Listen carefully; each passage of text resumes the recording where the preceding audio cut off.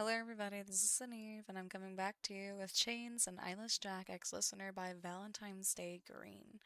We are kicking it off at chapter 10, and I'm a little excited, and you'll will quickly understand why.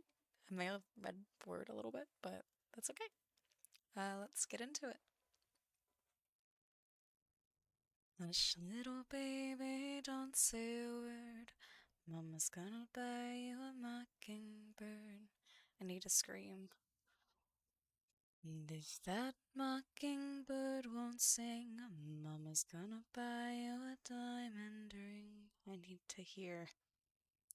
And if that diamond ring turns brass, Mama's gonna buy you a looking glass. I need to see. And if that looking glass gets broke, Mama's gonna buy you a billy goat. I need to eat something. And if that billy goat won't pull, Mama's gonna buy you a carton bull. I need to run. And if that carton bull turn over, Mama's gonna buy you a dog named Rover. I need to move. And if that dog named Rover won't bark, Mama's gonna buy you a horse and cart. I need to escape. And if that horse and cart fall down, you'll still be the cutest baby in this town. Darkness surrounded him as he struggled. No sight, no sound, no smell, no voice, no movement. He existed in a void all alone, completely cut off from reality, and yet he could still feel the song. It rang through his head over and over, a hallucination that would not leave. It was driving him insane to the point of tears, but it was all he had. He hummed it even though he could not hear it, desperately clinging to reality through the unheard song. Suddenly something brushed against him, and the pressure released on his ears. "Tell me, have you learned your lesson?" a menacing voice asked next to his ear, dripping with sadistic delight. A shudder ran down his spine as he felt spit brush against his ear, making him flinch and draw away, but a hand quickly grabbed his jaw and forced his head back into its original position. "Come now, my little pet, don't be shy." "Let me go. You had no trouble earlier when you bit me. Leave me alone. Where's that fighting spirit you had earlier? I cannot take it anymore." "Could it be you're scared?" The last word was hissed into his ear and his shoulders fell, his entire body going limp. A chill ran down his spine. Scared? Yes, he was scared. He couldn't take it anymore. He needed out. Let me go, let me go, let me go. Jack gasped as his eyelids flew open, a cold sweat dripping down his face. For a moment he panicked as he felt something wrap around him, and he yelped and threw them off before realizing what they were. Blankets. He was in his bed, safe at home. It was just a dream. Shuddering, he slowly shifted in the bed and sat up, rubbing his empty eyes as he looked around. Sunlight peeked through the slits in the curtains, and he rose and shuffled to the window to close them before sighing. A nightmare. That's all it was. It was all over now. He was safe. Jack frowned as he pulled the plate from the microwave. Most human food was off-putting to him, but his latest concoction seemed particularly nauseous. Blackened pieces of cereal melted together on the plate, forming a giant charred lump. His nose wrinkled at the disgusting scent it emitted, and for a brief moment he regretted taking off his mask while cooking. Wordlessly, he took it to the trash can and flipped it over, but the lump remained attached to the plate, ultimately forcing him to scrape it off with a fork. Yet another cooking failure. 7 days had passed since his escape from captivity. During that time, his new pet seemed to be adjusting rather well to her new life. They didn't interact much beyond bringing her meals, though there were two more occasions where he'd scare her for his own amusement as he had on the first day. Overall, she tended to be very obedient and quiet, never arguing with him or trying to fight. Jack had taught her how to change her bandages on her own, and he even started removing the chain from her ankle while he was at home, though he'd always replace it before leaving for the evening. Usually, she stayed in her room, only leaving to go to the bathroom. Right now, he could hear the shower running, just as it did every afternoon when they woke up. Today, he wanted to reward her obedience by making something different for her breakfast. However, his attempt to make cereal had failed miserably. Sandwiches seemed to be the only thing he could make. It must be boring for her to eat the same thing day in and day out, he thought. At least she was fed every day, though. During his own captivity, there were times when days would pass without a single bite to eat. While the food Jack required wasn't necessarily easy to attain, sometimes it was withheld deliberately as a punishment. His mind wandered back to his dream the night previous, making him shudder. Enough thinking about that. Noting that the sound of the water pounding against the ceramic tiles had stopped, he casually pulled his mask before rummaging through the fridge for ingredients. He was debating how long he should put the sandwich in the microwave when he heard a door opening. Footsteps sprinting across the hallway before another door slammed. A few minutes later, Jack went to her bedroom with the finished sandwich in a canvas bag slung over his shoulder, knocking on the door. While he'd entered, regardless of her wishes, he still felt it was polite to give her a warning. Human girls are so conscious about their bodies. "Come in," Ash called, and he silently opened the door and entered. She was sitting on her bed wearing a purple t-shirt with black sweatpants, her skin and hair still damp. Regarding him warily, her gaze fell upon the canvas bag, and she quickly backed against the wall, making him chuckle internally. Her brown eyes were particularly lovely when they were full of fear. He set the plate on her nightstand, knowing she wouldn't eat until she saw the contents of the bag. No doubt she thought it was full of torture tools. Suspicion and wariness filled her gaze as she watched him set the bag on the dresser, slowly opening it. Jack took his sweet time as he reached inside the bag, giving her plenty of time for her imagination to conjure the worst possible scenarios. Watching her expression was so amusing, especially how she sucked in her breath when he finally pulled something out. His absolute favorite part, though, was the look of pure confusion that filled her face when he pulled out a novel. He nonchalantly removed several books and magazines from the bag, stacking them on the dresser. What are what are those?" she asked suspiciously. "Reading material," he replied casually. "Why?" "So you won't get bored." His nightmare had reminded him of how bored he'd been during his own captivity. The human mind could only be idle for so long, and he didn't exactly want her going insane. "Oh." Silence fell over them, and he smirked, relaxing. Ash began eating her sandwich. Jack took the opportunity to walk over and smell the lilac scent wafting from her still damp hair.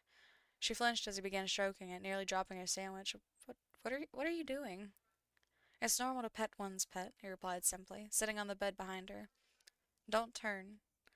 She gave a feeble nod and obediently faced forward and lifted his mask to expose his mouth and nose. Contentment filled him as he inhaled the heavenly lilac aroma, his eyelids fluttering closed as he gave a soft sigh.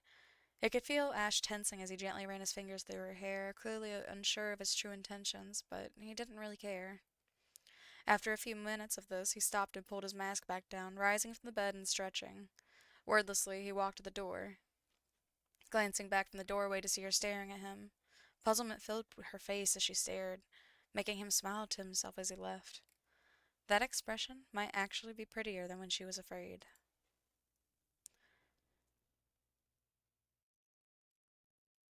Chapter 11. Jack's POV. Jack stood in front of his dresser, staring at his reflection in the mirror, zipping up his hoodie over his navy blue t-shirt. He quickly pulled up his hood. Carefully, he tucked a few strands of ash brown hair into his hoodie before tucking on his gloves, giving them a couple test reflexes to make sure they were on properly. Finished, he studied his reflection in the mirror and nodded approvingly. At this point, the only visible skin was around his neck, hidden in the shadows of his hood, but no one would notice it. They'd be too distracted by his navy blue mask, the only splash of color in his otherwise black appearance.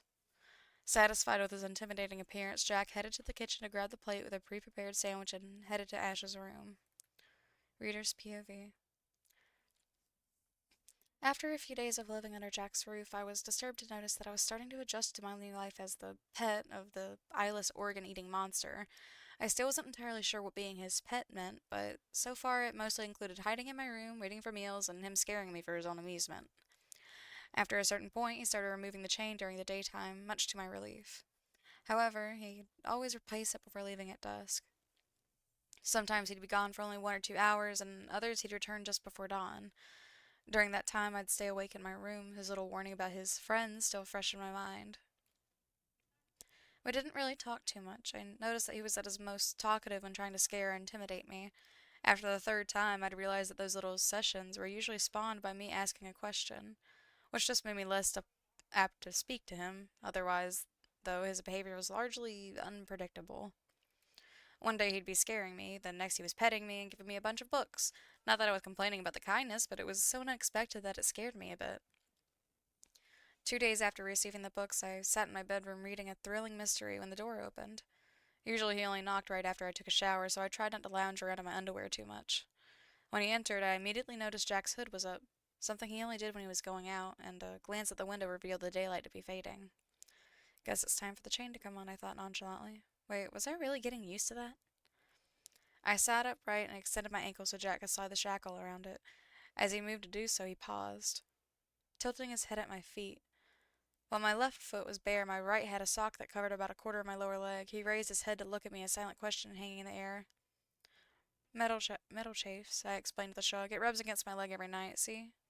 I pulled down the sock to reveal bandages wrapped around my ankle. All those novels with a damsel in distress or heroes kidnapped and chained in a dungeon tend to miss this pretty important detail.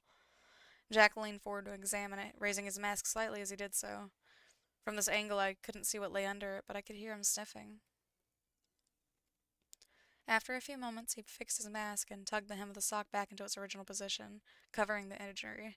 He then quietly wrapped the shackle around my ankle, checking that the fabric wouldn't be in the way before locking it and slipping the key into his pocket. The usual worries ran through my mind. What if he lost the key while out? What if he died? Not that I worried about him and his health, but I was worried about me. How would I get out? Would I have to cut my foot off? Would I die? I just had to trust that wouldn't happen. Pushing the worries away for now, I pulled my foot onto the bed as I picked up my book. Flipping to the last page, as I looked for where I'd left off, I became aware that Jack was still in my room. He just stood next to the bed, staring down at me. I shifted uncomfortably under his concealed gaze. What? Nothing, he muttered, turning away. I frowned and slightly perplexed, but he silently changed the topic by presenting me with a sandwich. My eyes lit up as I saw it was a turkey sandwich, my favorite, and I took it eagerly as I swallowed the first bite. I suddenly remembered something and cast him a curious look. Oh yeah, what was that smell earlier? It smelled like something was burning. While I tried to avoid asking questions as they were what prompted him to scare me, this one seemed harmless. I'd smelled it the day he gave me the books, too. At the very least, it didn't smell like burnt flesh. Cereal. What? I had it in the microwave for too long. I blinked at him slowly. Microwave? Why? I trailed off, realization slowly dawning on me. No way, it couldn't be. But I couldn't resist.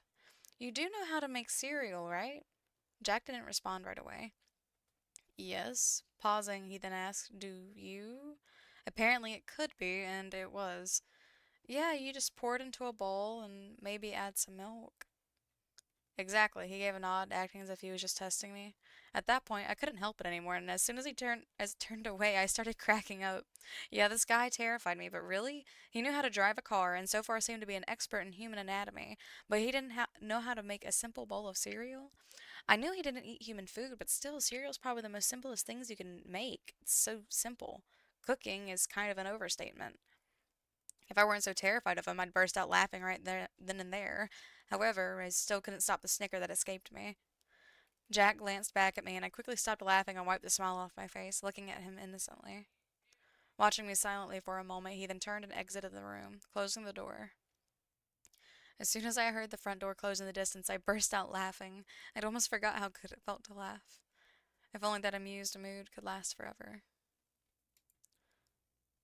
There's those two chapters. The next chapter after this is chapter 12. I'm liking it so far. It seems they're getting a little used to each other. That's good. That's a good thing. But we will see you guys in the next video.